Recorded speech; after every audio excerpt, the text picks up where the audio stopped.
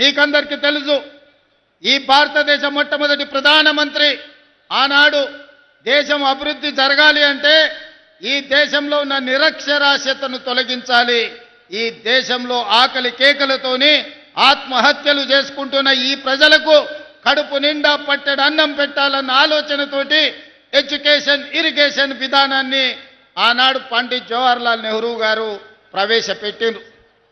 వారి స్ఫూర్తితోనే ఈనాడు మన ప్రభుత్వం నడుస్తుంది. అందుకే శాతవాహన యూనివర్సిటీకి అవసరమైన ఇంజనీరింగ్ కాలేజీలు, లా కాలేజీలు మీకు కావాల్సిన నిధులను ఈరోజు మంజూరు చేయడం జరిగింది. ఇదే కాదు, ఈనాడు మాటలు మాట్లాడుతున్నారు, 1,00,000 కోట్లు పెట్టి కాళేశ్వరం కట్టినమన్నారు. ఆ కాళేశ్వరం కాస్త కూలేశ్వరం అయ్యి అక్కడ నిటారుగా నిలబడ్డది కూలిపోయిన కాళేశ్వరం.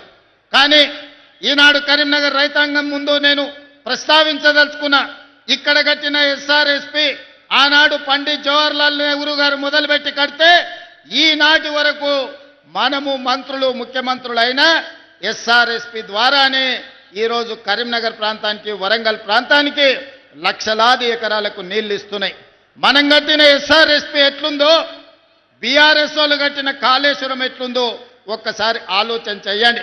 ఇదే కాదు, బాక్రానంగల్ నుంచి మొదలు పెడితే నాగార్జున సాగర్ శ్రీశైలం వరకు ఈ ప్రాజెక్టులన్నింటిని కూడా ఆనాటి మన పాలకులు మన ప్రధానమంత్రులు కట్టినాయి.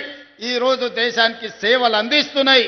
ఈ దేశమే ఎంతో ఆహార ఉత్పత్తిని పండించే దేశంలోనే వరి ఈరోజు అత్యధికంగా పండించి దేశంలోనే మొదటి స్థానం తెలంగాణ వరి ఉత్పత్తిలో వచ్చిందంటే మనం కట్టిన నాగార్జున సాగర్, మనం కట్టిన శ్రీశైలం, మనం కట్టిన శ్రీరామ్ సాగర్, మనం కట్టిన భీమా, కోయిల్ సాగర్, నెట్టెంపాడు, సీతారామ సాగర్, ఇందిరా సాగర్ లాంటి ప్రాజెక్టులు, జూరాల ప్రాజెక్టులు ఆనాడు మనం కట్టినాం కాబట్టే ఈరోజు దేశంలోనే అత్యధికంగా వరిని పండించే రాష్ట్రంగా మనం రాణించినాం.